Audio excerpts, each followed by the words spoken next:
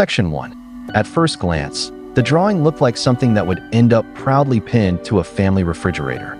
Bright colors, a neat little house, a boy smiling in the front garden while the world around him carried on as normal. Nothing about it suggested fear. Nothing hinted that a 6-year-old might be trying to capture something his family hadn't even noticed yet. But sometimes the most disturbing warnings don't arrive with screams. They arrive with crayons. This story comes from a quiet suburban neighborhood where nothing particularly unusual had ever happened. The streets were peaceful, neighbors recognized each other's faces, and children often played outside while parents watched from nearby windows. It was exactly the sort of place where people believed nothing truly dangerous could happen. The boy at the center of this story, I'll call him Jake, was 6 years old. According to his parents and teachers, he was exceptionally well-behaved. He wasn't loud or rebellious. In fact, the word everyone used to describe him was quiet. He preferred spending time alone rather than running around with other children. And most afternoons, he could be found sitting at the kitchen table with a box of crayons and a stack of paper. Drawing wasn't just something Jake enjoyed. It was how he seemed to understand the world. He constantly filled sketchbooks with colorful scenes, tiny homemade picture books, and little stories about everyday life. His 2-year-old sibling appeared in many of those drawings, along with their parents, pets, neighbors, and familiar places around the neighborhood. His mother never thought twice about it. If Jake wasn't watching cartoons or YouTube, he was drawing. It had become part of his routine. One afternoon, Jake proudly showed his parents a picture he had just finished. It showed himself standing outside their house beneath a bright blue sky. His father was raking leaves in the front garden. His mother stood smiling at an upstairs window. Several cars traveled along the street. Every detail looked carefully planned, almost unusually detailed for a child his age. His parents smiled, complimented his artwork, and placed it with the others. Nothing about that drawing seemed unusual, at least not until another picture appeared a short time later, and one small detail made them realize Jake had been drawing something they had completely overlooked. Section 2. The second drawing looked almost identical to the first. Again, Jake had drawn himself standing outside the family home. The same front garden, the same quiet street, the same careful attention to tiny details that always made his artwork stand out. But this time there was one difference that immediately caught his parents' attention. Parked along the road was a silver car. Inside the driver's seat sat a man. Jake had carefully colored the man's face with a smile, and in the picture, the man appeared to be waving. Even more unsettling, Jake had drawn himself waving back. His parents looked at each other. "Who's that?" his mother asked gently. Jake answered without hesitation. "Oh, that's the man who's always outside." His parents paused. "What man?" "The man in the silver car. He smiles and waves every time he sees me." The room suddenly felt much quieter. They asked him more questions, expecting the explanation to become ordinary. Maybe it belonged to a neighbor, maybe someone visiting nearby. Instead, Jake calmly explained that he saw the car often. It would sit outside the house while he played. The man inside never got out. He simply smiled, watched him, and waved whenever their eyes met. The following afternoon, Jake's parents walked outside with him. "Show us the car." Jake looked up and down the street before quietly saying, "It's not here today." The road was empty. For the next several days, they kept checking whenever Jake mentioned it. But every time, the silver car was nowhere to be seen. His parents began wondering whether their son had simply imagined it. Children sometimes mixed fantasy with reality, especially imaginative ones who spent so much time drawing. Then, one afternoon, the front door burst open. Jake ran inside, breathing hard. "He's back." His parents rushed outside immediately. Just as they reached the driveway, they caught sight of an old silver Buick accelerating away from the curb and disappearing down the street. "Is that it?" his father shouted. Jake nodded. "That's his car."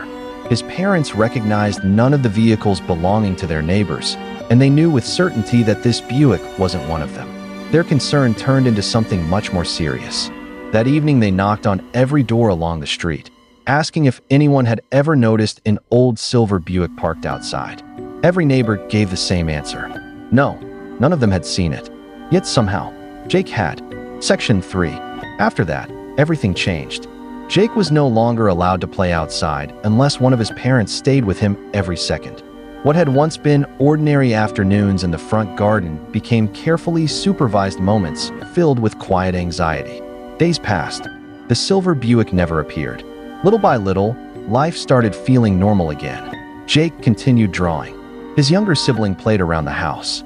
The family tried convincing themselves that perhaps the strange encounters had ended. Eventually, believing the danger had passed, his parents relaxed the rules.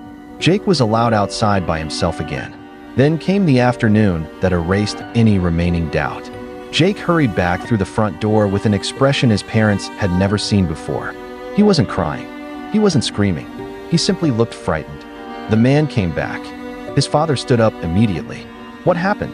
"He wanted me to come to his car." Jake explained that the silver Buick had once again been parked outside the house.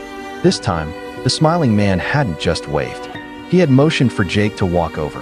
According to Jake, the man even called out to him, encouraging him to come closer. Instead of approaching the vehicle, Jake turned around and ran straight inside. Without wasting another second, his father sprinted through the front door. By the time he reached the street, the Buick was already disappearing down the block. He jumped into his own vehicle and tried following it, desperately hoping to catch up or at least memorize the registration number. It was hopeless. The silver Buick vanished before he could get close enough. That evening, Jake's parents made another difficult decision. He would no longer be allowed outside alone. The atmosphere inside the house changed completely. Every unfamiliar engine outside caught someone's attention. Every vehicle slowing near the property made them glance through the curtains. Questions kept repeating in everyone's minds. Who was the driver? Why was he watching their house? How long had he been sitting there before anyone realized? And perhaps the most disturbing question of all, if Jake had never drawn that second picture, would his parents have discovered any of this before it was too late? Section 4. Almost an entire week passed without another sighting. The family hoped the stranger had finally given up. Then, one evening after dark, Jake's father stepped outside to take the rubbish bins to the curb. The street was unusually quiet. Most of the neighboring houses had their lights on, but hardly anyone was outside. The only sounds were distant traffic and the rustling of leaves moving across the pavement.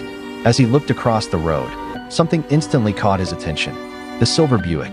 It was parked silently across from their house. Its engine appeared to be off. The vehicle wasn't moving. It was simply sitting there. His heart began racing. Without taking his eyes off the car, he quietly reached into his pocket, pulled out his mobile phone, and started recording. His goal was simple: get close enough to capture the registration plate. If he could do that, the police might finally have something they could investigate. He walked slowly, trying not to alert the driver. Each step felt painfully loud against the pavement. For a brief moment, it seemed as though he might actually make it.